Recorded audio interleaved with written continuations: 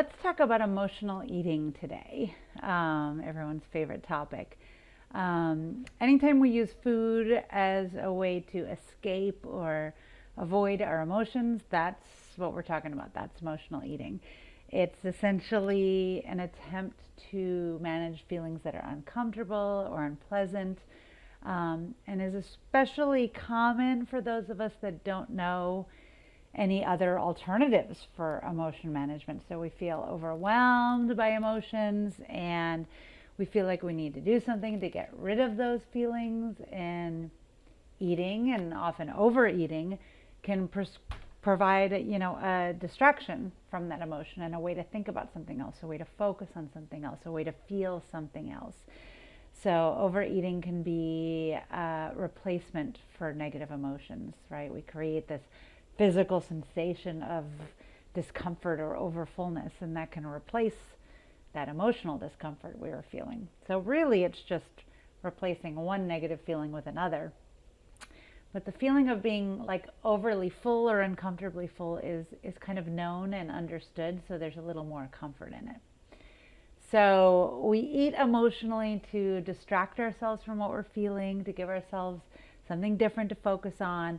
And the problem is that this is really short term and often results in worse after effects, because when we're done, the original emotion is probably still there, and now we have new ones to add to the mix. Right now we have maybe some guilt, some shame, some frustration, more self-attack, right? So we need better strategies to combat emotional eating, and they all begin with awareness.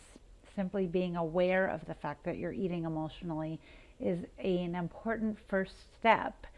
And there's also the need to understand your body's relationship with food, with hunger, with satiety. And this can be done by cueing into your hunger and satiety signals on normal eating days, and starting to learn your patterns. A huge part of the process is developing mindful eating skills, something I know you've heard me talk about before.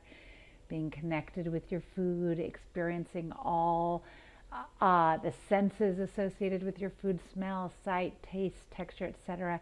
Being present in the moment while you're eating.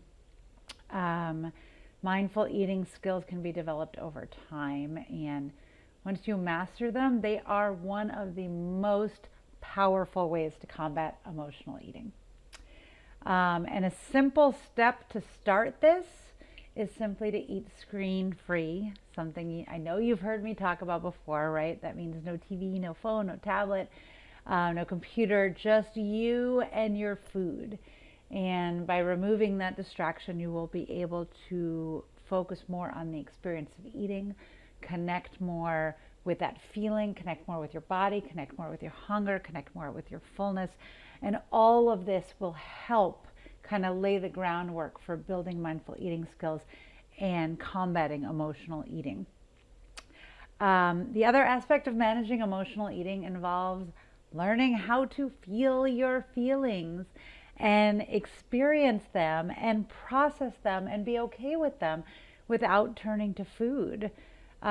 This can involve simply learning how to label your feelings, learning how to be able to say, I feel sad, I feel lonely, I feel bored, I feel angry, whatever it may be.